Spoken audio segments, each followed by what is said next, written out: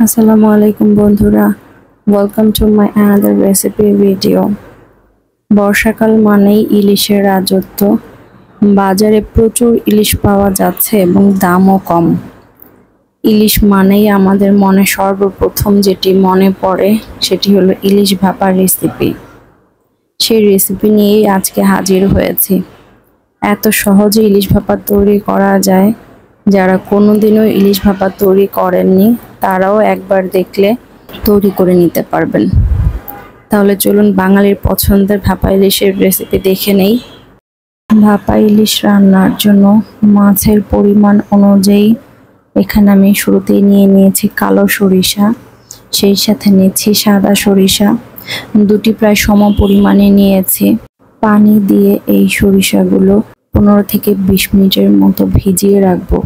এই ভিজিয়ে রাখাতে কিন্তু সরিষার ভিতরে যে তিতকো একটা ভাব থাকে সেটাও কমে যাবে, সেই সাথে ময়লাগুলোও সুন্দরভাবে পরিষ্কার করে নেওয়া যাবে। সরিষাগুলো পানিতে ভিজিয়ে রাখার ফাঁকে ইলিশ মাছের টুকরোগুলো আমি সুন্দরভাবে পরিষ্কার করে ধুয়ে নিয়েছি। মাছের টুকরোগুলোর উপরে এখন পরিমাণ মতো লবণ ছিটিয়ে দিচ্ছি। লবণের পরে এখন দিয়ে দিচ্ছি হলুদ গুঁড়ো। এই হলুদ গুঁড়ো এবং লবণ প্রত্যেকটি মাছের টুকরোর গায়ে সুন্দরভাবে মাখিয়ে নিয়ে 10 মিনিটের জন্য ম্যারিনেট করে রেখে দিব। ডিমওয়ালা ইলিশ মাছগুলো সাইজে বেশ বড় হয়, খেতে কিন্তু ডিমওয়ালা ইলিশ মাছের চেয়ে মাঝারি সাইজের ইলিশ মাছগুলোরই স্বাদ বেশি হয়।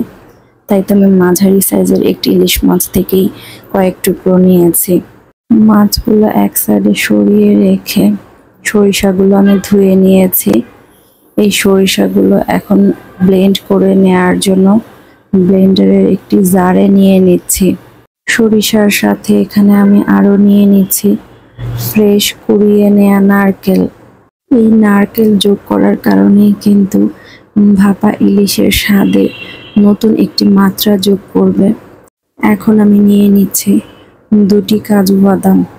এখন দিয়ে দিচ্ছি কিছুটা পরিমাণ লবণ, সেই সাথে এখানে দিয়ে দিলাম হলুদ গুঁড়ো। মাছ ম্যারিনেট করার সময় যেহেতু আমরা হলুদ গুঁড়ো ব্যবহার করেছি, সেটা মাথায় রেখেই এখানে হলুদ গুঁড়োর পরিমাণটা দিতে হবে। এখন দিয়ে দিলাম মরিচের গুঁড়ো। এই সবগুলো উপকরণের মধ্যে পরিমাণ অনুযায়ী পানি দিয়ে একসাথে ব্লেন্ড করে নিব। ব্লেন্ড করা হয়ে গিয়েছে।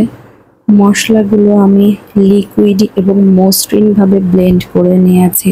মশলা এক সাইডে সরিয়ে রেখে মাছ ভাপে বসানোর জন্য এখানে আমি পুডিংয়ের একটি মোল্ড নিয়ে নিয়েছি। আপনি চাইলে যে কোনো ধরনের মোল্ডই নিতে পারেন, তবে প্লাস্টিকের কোনো মোল্ড নেওয়া যাবে না, স্টিলের হলে ভালো হয়।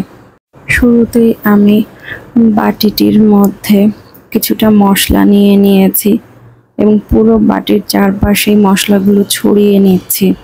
মশলাগুলো ছড়িয়ে নেওয়া হয়ে গিয়েছে। আগে থেকে ম্যারিনেট করে রাখা ইলিশ মাছের টুকরোগুলো এই মশলার উপরে বসিয়ে নিচ্ছি।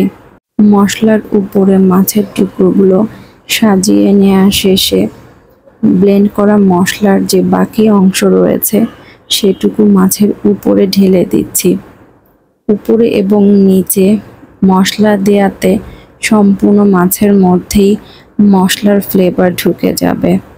মাছের যে অংশগুলো ফাঁকা হয়ে আছে সেই অংশগুলো আমি একটা চামচের সাহায্যে মশলা দিয়ে ঢেকে দিচ্ছি। এই পর্যায়ে আমি এখানে অ্যাড করে দিচ্ছি পরিমাণ মতো সরিষার তেল।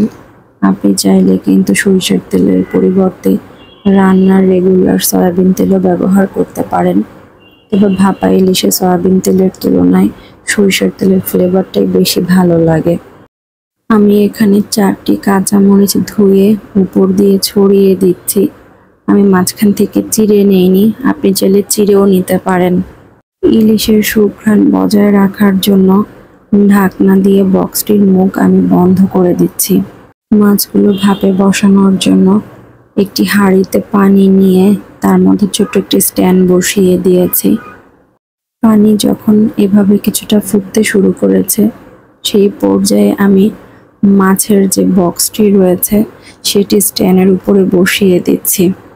পানির পরিমাণটা আমি এমনভাবে নিয়েছি যাতে করে মাছের যে বক্সটি রয়েছে সেটি কিছুটা পানিতে ডুবে থাকে। ফ্রাই প্যানের ঢাকনাটি দিয়ে আমি ফ্রাই প্যানের মুখ বন্ধ করে দিলাম এবং এর গায়ে যে ছোট ছিদ্রটি রয়েছে একটি লবঙ্গর সাহায্যে ছিদ্রটিও বন্ধ করে দিচ্ছি। ফিরে এলাম 25 থেকে 30 মিনিট পরে। ফ্রাই প্যানের ঢাকনা সরিয়ে মাছগুলো চেক করে নিব ঠিকঠাক মতো সিদ্ধ হয়েছে কিনা। আলহামদুলিল্লাহ, যেমনটি চাচ্ছিলাম মশলা দেখে ঠিক তেমনটি মনে হচ্ছে। গ্যাস অফ করে দিয়েছি, যেহেতু মাছ পারফেক্টভাবে কুক হয়েছে তাই তো চুলা থেকে নামিয়ে নিয়েছি। চলুন আপনাদেরকেও সার্ভ করে দেখাই মাছ পারফেক্টলি কুক হয়েছে কিনা। একটি মাছের টুকরো ভেঙে আপনাদেরকে দেখিয়ে দিচ্ছি। দেখুন ভেতর পর্যন্ত পারফেক্টলি কুক হয়েছে। সবার মন জয় করে নিতে আপনিও ঝটপট এভাবে তৈরি করে নিতে পারেন ভাপা ইলিশ। আশা করছি আমার আজকের এই রেসিপিটি আপনাদের কাছে ভালো লেগেছে। ভালো লেগে থাকলে আমার এই ভিডিওটি ফ্রেন্ডস অ্যান্ড ফ্যামিলির সাথে শেয়ার করতে ভুলবেন না। কথা হবে নেক্সট ভিডিওতে। আজকের মতো বিদায় নিচ্ছি। আল্লাহ হাফেজ।